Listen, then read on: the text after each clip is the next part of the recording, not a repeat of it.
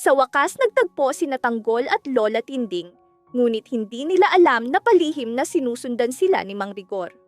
Agad siyang tumawag ng backup upang lusubin si Tanggol. "Hala Tanggol, tawagin mo ang mga bako, lulusong tayo," sigaw ng isa sa kanyang mga tauhan. Nagulat si Pungay kung bakit napakaraming pulis ang ipinadala. Ipinaliwanag ng isang tao na natunton na nila si Tanggol. Agad na ipinaalam ni Pungay kay Eneng na paparating ang mga pulis upang atakihin sila. Mabilis na sinabi ni Tanggol kay Lola Tinding at sa kanyang ina na lumayo. Nakiusap si Ramon sa kanyang ama na sumama sa kanila, ngunit tumanggi si Don Julio. "Kailangan ninyong tumakas. Ama, sumama ka sa kanila. Hindi na ako makakaalis," mariin niyang wika. Pagdating ng grupo ni Rigor, tumiklab ang putukan. Dahil sa napakaraming pulis, napilitang umatras sina Tanggol at ang kanyang mga kasama. Sa paligid ng pantalan, umalingaw-ngaw ang putukan na parang kulog. Sa sandaling iyon, tinamaan ng bala ni Rigor si Don Julio. Mabubuhay pa ba ang lolo ni Tanggol? Umiiyak na sinundan ni Tanggol si Pungay. "Alam ko ang sakit na nararamdaman mo. Alam kong gusto mong maghiganti, ngunit huwag mong sirain ang buhay mo. Huwag mong sirain ang iyong pagkakakilanlan bilang pulis," mariin niyang wika.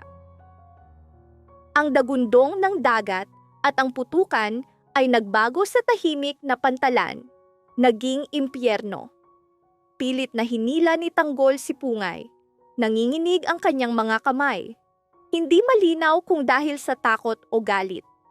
Bawat putok ay parang hampas sa dibdib ni Tanggol, sapagkat hindi lamang ang kanyang buhay, kundi ang buhay ng kanyang pamilya ang nakataya.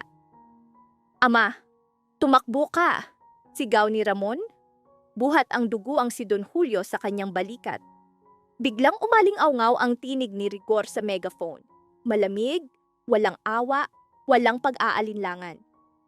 "Tanggol, wala ka ng takas. Sumuko ka o mamamatay ang lahat ng kasama mo." Parang pinunit ang dibdib ni Tanggol. Tinitigan niya ang sugatang lolo, ang umiiyak na si Pungay, at ang nanginginig na si Eneng. Sa sandaling iyon bumalik ang lahat ng alaala, mga nakatagong katotohanan, kasinungalingan, at matagal ng lihim. Biglang umubo si Don Julio, hinawakan ang kamay ni Tanggol at bumulong. "Anak, may dapat akong sabihin. Hindi lang si Rigor, ako ang nagsimula ng buong operasyon." Nanlaki ang mga mata ni Tanggol. "Ano ang ibig mong sabihin, Lolo?" Ngunit bago pa siya makasagot, muling bumuhos ang putukan. Sumabog ang granada sa malapit, nagkalat ang kahoy at bakal. Sa likod ng mga pulis, nakatayo ang isang hindi kilalang lalaki na nakaitim. Hawak ang telepono, malamig na nagsabi, "Simulan ang ikalawang yugto. Siguraduhin ninyong hindi makakaalis si Rigor ng buhay." Isang hindi inaasahang baliktad. Patunay na may mas makapangyarihang puwersa sa likod ng operasyon. Sa wakas nagpasya si Tanggol. Humarap siya kay Rigor, itinaas ang kamay. Patuloy ang putukan sa paligid. Sa mariing tinig sinabi niya, "Tama na. Lalong kumumplikado ang lahat ng pangyayari. Sina Tanggol, Rigor, Don Julio at ang nakatagong kapangyarihan sa likod nila ay nagbukas ng bagong kabanata, kung saan ang katotohanan, pagtataksil at dugo ay nagsanib upang lumikha ng mas nakakatakot na larangan ng digmaan." Mariing wika ni Tanggol. "Ako ba ang target mo? Huwag mo silang idamay." Ngunit malamig lamang ang ngiti ni Rigor. "Huli na ang lahat, Tanggol. Matagal na kitang hinihintay. At ngayon, ililibing kita kasama ng lahat ng lihim ng iyong pamilya." Biglang umalingaw-ngaw ang putok mula sa likuran. Tinamaan sa balikat si Rigor. Kumalat ang kaguluhan sa mga pulis. Lumapit si Pungay, hawak ang baril, nanginginig ang katawan, ngunit matatag ang mga mata. "Hindi na ako mananahimik," sigaw niya. "Sobra na ang lahat." Sa sandaling iyon nagbago ang laban. Nagkawatak-watak ang mga pulis, at isa-isang lumitaw ang mga nakatagong katotohanan. Habang tumatakas sila sa sirang bangka, muling nawala ng malay si Don Julio. Nanatiling tanong, buhay pa ba siya o dadalhin niya sa dagat ang pinakamalaking lihim ng pamilya? Biglang nahulog ang isang sulat mula sa kanyang bulsa. Nakasulat ang isang pangalang matagal ng akala ni Tanggol ay patay na. Sa bawat tibok ng puso, lalong lumalaki ang panganib, lalong dumidilim ang kapalaran. Sa susunod na kabanata, walang makakatiyak sino ang tunay na kakampi at sino ang taksil. Humigay si Pungay at nagsabi, buong buhay ko pinangarap kong makita ang aking ama bilang pulis. Alam kong hindi siya perpekto, ngunit para sa akin siya ang perpektong ama. Ginawa niya ang lahat upang iligtas ang aming pamilya. Kaya ako naging pulis upang linisin ang kanyang pangalan. Ngunit ngayon, ano pa ang kahulugan? Pinatay siya ng mga gereros. Dahil sa kanila, nakulong siya ng 2 taon, nagdusa. Hindi ako mabubuhay nang hindi naghihigante. Tatapusin ko sila. Mariing tugon ni Tanggol, tutulungan kita. Magkasama tayong lalaban-laban sa mga gereros. Muling bubuuin natin ang Maynila. Tutulungan natin ang mga tao. Titiyakin natin ang hustisya para sa pagkamatay ng iyong ama. Pagkatapos ay mahigpit niyang niyakap si Pungay. Nagmakaawa si Pungay, maaari ba akong manatili sa iyo ng ilang sandali? Hindi ko na alam kung sino ang mga kaaway ko ngayon. Ang mga nasa likod ng pagkamatay ng aking ama at ni Tita Linda ay hindi titigil hanggat hindi nila ako natatapos. Pinakalma siya ni Tanggol. Huwag kang mag-alala. Mas mabuting manatili ka rito. Poprotektahan ka namin. Ano ang plano mo? Babalik ka ba sa tungkulin? Tanong ni Pungay. Nanginginig ang kanyang mga kamay. Nagngangalit ang dibdib sa galit at dalamhati. Sa labas, sa harap ng bahay ni Tanggol, maririnig ang malayong ingay ng mga bus at kaguluhan ng Maynila. Isang lungsod na pagod, sugatan at wasak, parang salamin ng puso ni Pungay. Huminga siya ng malalim at dahan-dahang tumango. Alam niyang kailangan niyang bumalik sa tungkulin. Kahit alam niyang mas malaki ang panganib, ang pagtalikod sa kanyang pagkakakilanlan bilang pulis ay nangangahulugang pagtalikod sa huling alaala ng kanyang ama. Hindi pa nakakatayo si Tanggol nang biglang sumabog ang malakas na ingay sa labas ng tarangkahan. Kasunod agad ang putukan. Mabilis na hinila ni Tanggol si Pungay pababa, tinakpan siya ng sariling katawan habang binubutas ng bala ang mga dingding. Magkita tayo sa susunod na video. Mag-subscribe kayo lahat, i-like ang video, at manatiling nakaantabay. Nagsimula ang matinding labanan. Mula sa dilim lumitaw ang mga figurang nakaitim, walang mukha, parang mga mensahero ng kamatayan. Sumigaw si Tanggol ng mga utos upang gumanti ng putok. Si Pungay, bagaman nanginginig, ay nag-ipon ng tapang at sumali sa laban. Bawat putok ay parang muling tumatama sa alaala ng kanyang ama. Nang matapos, 3 bangkay ang nakahandusay sa kalsada. Ngunit wala ni isa ang pinuno. Sila'y mensahe lamang. Sa isang bulsa, natagpuan ang maliit na papel, may nakaukit na simbolo, isang ahas na may korona. Nanlumo si Pungay.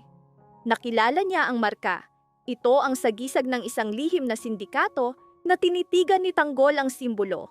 Tumigas ang kanyang mukha. May alam siya ngunit nanatiling tahimik. Ramdam ni Pungay ang bigat ng katahimikan. Sa wakas, inamin ni Tanggol, hindi basta preso ang ama ni Pungay. Siya ang susi. Bago siya namatay, may hawak siyang ebidensyang kayang yumanig sa sindikatong may sagisag ng koronang ahas. Mas nakakatakot pa ang revelasyon. Si Tita Linda, na itinuring ni Pungay na pangalawang ina, ay may kopya ng ebidensyang iyon. At sa araw ng kanyang pagpaslang, may isa pang tao sa kanilang bahay, isang taong pinagkatiwalaan nila. Gumuho ang mundo ni Pungay. Ang kaaway ay hindi lang nasa labas, kundi nasa loob. ang sistema mismo, ang pamilya mismo. Sa gitna ng kaguluhan, dumating ang balita. Sinuspinde si Pungay sa tungkulin, di umano'y lumabag sa protokol. Ngunit malinaw, ito'y hakbang upang patahimikin siya. Gabing iyon, sa ulan, nag-iisa si Pungay sa madilim na silid. Sa kanyang kamay, ang lumang relo ng ama, tanging alaala. Sa likod nito nakaukit ang maliliit na titik, isang kodigo. Bumilis ang tibok ng kanyang puso. Hindi pa tapos ang laban. Hindi pa tapos ang kwento ng kanyang ama. Pumasok si Tanggol at umupo sa tabi niya. Hindi ka nag-iisa, wika niya. Kung bumagsak ang Maynila, muli natin itong itatayo. Ngunit dapat kang maging handa, hindi lang baril ang kalaban, kundi ang katotohanan na mas marahas pumatay. Sa labas, muling kumulog. Sa kadiliman ng lungsod, kumilos ang koronang ahas. Hindi nila alam, ang nakalimutang dugo ay muling babangon, hindi para sa paghihiganti, kundi para sa hustisya. Mariing wika ni Pungay, ito ang tanging sandigan ko sa trabaho. Mula rito, hahanapin ko ang pagkakataon upang parusahan ng gereros. Dumating si Marites upang kumustahin si Pungay. Puno ng pag-aalala ang kanyang mga mata, tahimik na nagtatanong. Hanggang saan aabot ang laban para sa hustisya? Bahagyang kumalma si Tanggol. Inamin niyang muntik na niyang patayin si Lucio, ngunit napigilan niya ang sarili. Pagkatapos ay hiniling niya kay Pungay na manatili muna sa kanila, sapagkat lubhang mapanganib ang sitwasyon. Pumayag ang kanyang ina, mariing sinabi, "Walang problema. Mas ligtas ka rito. Sino pa ang magtutulungan kung hindi tayo?" Ngunit binalaan sila ni Don Julio na huwag maging kampante dahil isa sa mga gereros ay nasa paligid nila. Tinanong ni Ramon, "Sigurado ka bang walang sumunod sa'yo?" Dagdag pa niya, dapat silang maging handa sapagkat maaaring biglang umatake ang kaaway. Tiniyak ni Eneng na maghahanda sila at sisiguraduhing walang makakapasok. Iminungkahi ni Ramon ang pagkalat ng gasolina upang lumikha ng mga bitag na pampasabog. Agad na kumilos ang grupo ni Tanggol. Samantala, nagbigay si Kong Leo ng lihim na impormasyon tungkol kay Divina Mondragon. Sinabi ni Tinding na gagamitin ni Tanggol ang impormasyong iyon upang pabagsakin ang gereros. Lumubha ang hangin, tila babala ng paparating na unos. Inayos ng mga tauhan ni Tanggol ang mga drum ng gasolina at mga kable ng pampasabog habang tahimik na nakaupo si Pungay sa isang sulok. Nanginginig ang kanyang mga kamay, pawisan ng noo. Iniiwasan niya ang mga mata ni Ramon sapagkat bawat tingin ay tila naglalantad ng kanyang lihim. Alam niyang nauubos na ang oras, malapit nang mabunyag ang kanyang katotohanan. Kapag nalaman nila, pulong niya sa sarili habang dahan-dahang bumababa ang dilim sa labas. Samantala, sa dulo ng lungsod, nagtipon ang mga gereros sa isang abandonadong bodega. Sa gitna nakatayo si Divina Mondragon, malamig ang ngiti sa kanyang mukha. Dahan-dahan niyang inilapat ang kamay sa mesa kung saan nakakalat ang mga litrato ni Tanggol at Ramon at mga mapa. Dumating na ang oras. Mababa ngunit matalim ang kanyang tinig. Bawiin natin ang nawala at wasakin ang mga hahadlang. Dumating ang isang lalaki at nagulat. "Boss, kumpirmado. Kasama nila si Pungay." Ngumiti si Dragon, ngunit walang saya. Mas mabuti, siya ang magiging susi at sa pamamagitan niya magsisimula ang kanilang pagbagsak. Pagsapit ng hating gabi, nakaramdam ng kakaibang kaba si Tanggol. Nilapitan niya si Ramon. "May masamang kutob ako. Hindi lang sila aatake. May mas malalim pa." Tumango si Ramon. "O, may kulang. At ramdam kong magmumula ito sa loob." Para siyang tinamaan ng kidlat. Agad niyang tinitigan si Pungay at ibinaba ni Pungay ang kanyang ulo. Biglang yumanig ang paligid sa isang napakalakas na pagsabog. Nilamon ng apoy ang bahagi ng bakuran. Sigawan at putukan ang pumuno sa hangin. "Guerrero!" Sigaw ni Eneng, sabay putok ng baril. Sa gitna ng kaguluhan, tumakbo palabas si Pungay. Hinabol siya ni Tanggol, ngunit biglang may armadong lalaki na humarang sa kanyang daan. Sa isang iglap, bumagsak si Tanggol sa lupa, duguan ang kanyang noo.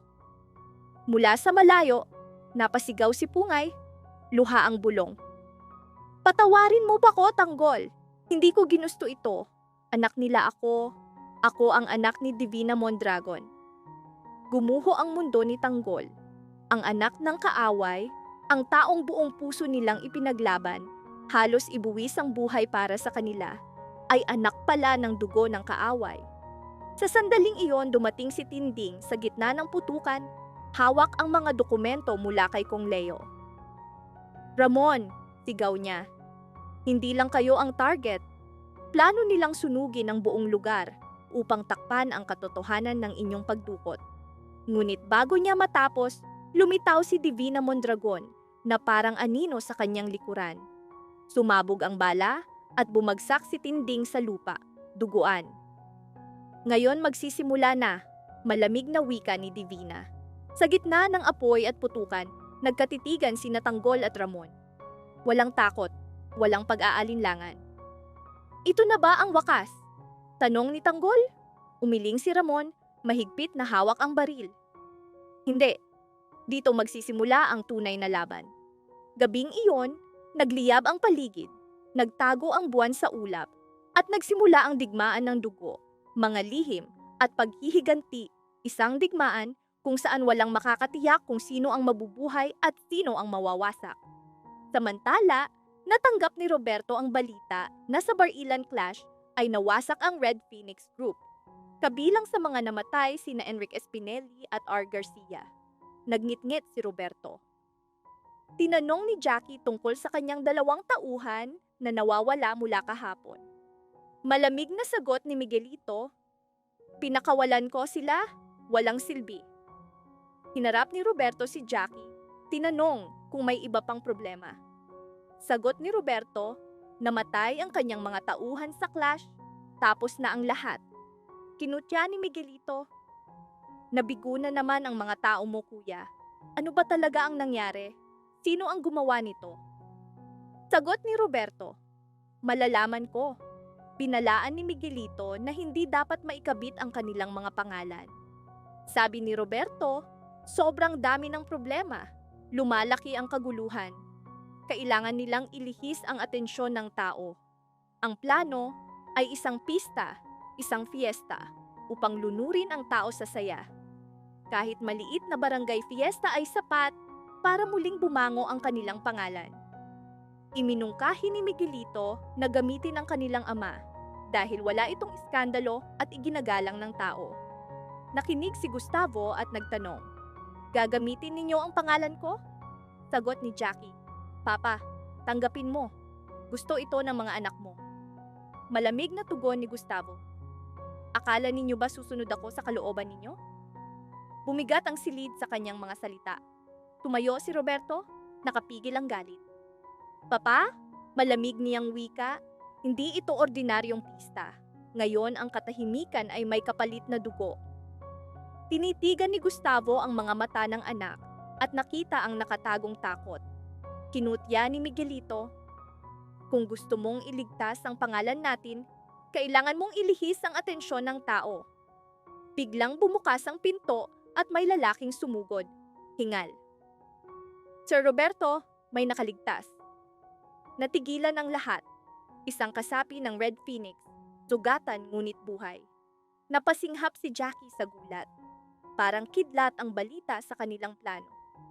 Dalhin siya rito, utos ni Roberto, ngunit tumutol si Miguelito. Hindi. Kapag nagsalita siya, tapos na tayo.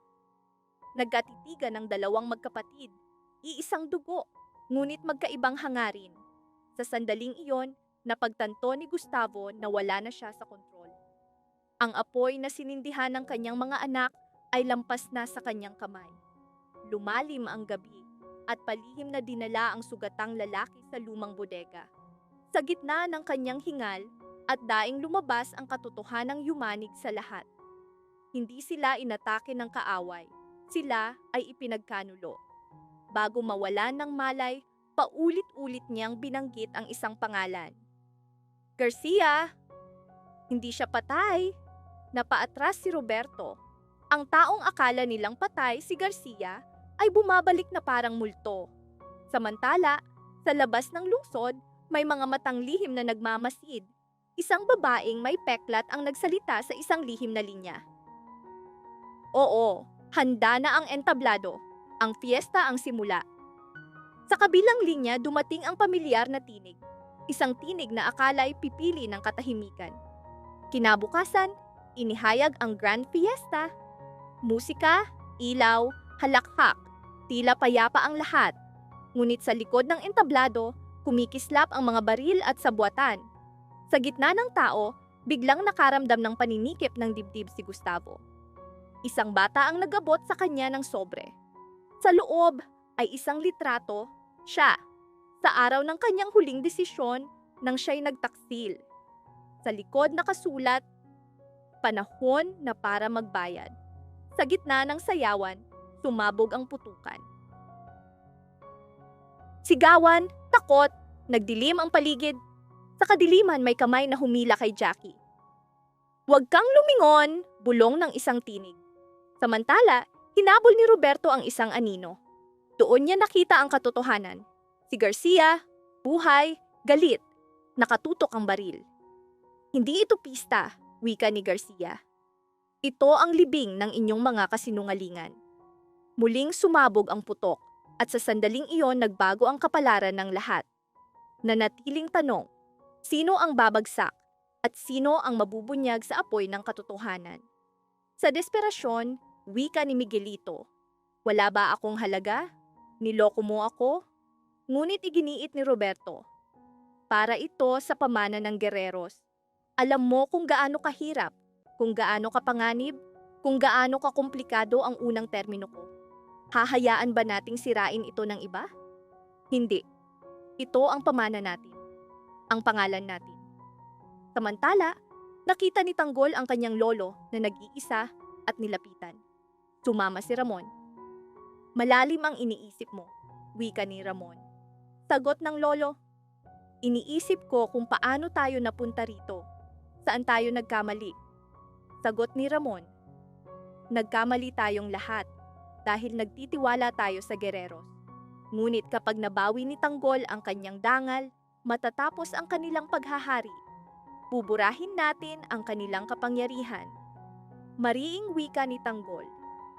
Ngayon may saksi na tayo. Sigurado ang pagbagsak ng gereros. Madali nating makukuha ang City Hall. Nagpasalamat si Don Julio kay Tanggol. Salamat sa ginawa mo para sa amin. Babaguhin mo ang lungsod. Nais kong magtagumpay ka. Nangako si Tanggol. Gagawin ko ang lahat upang maibalik ang Maynila. At kapag ako ang namuno, aayusin ko ang buong lungsod, mananatili sa panig ng tao. Samantala, nagsimula na ang paghahanda ng grupo ni Tanggol. Naglalagay sila ng mga eksplosibo sa paligid ng barko upang pigilan ang mga atake ng kaaway. Tinanong ni Tess ang kanyang anak, ano ang plano mo? Pinalot sila ng katahimikan, mabigat na parang hininga bago ang digmaan. Tinitigan ni Tanggol ang malayo, sa itim na tubig na kumikislap sa ilalim ng buwan.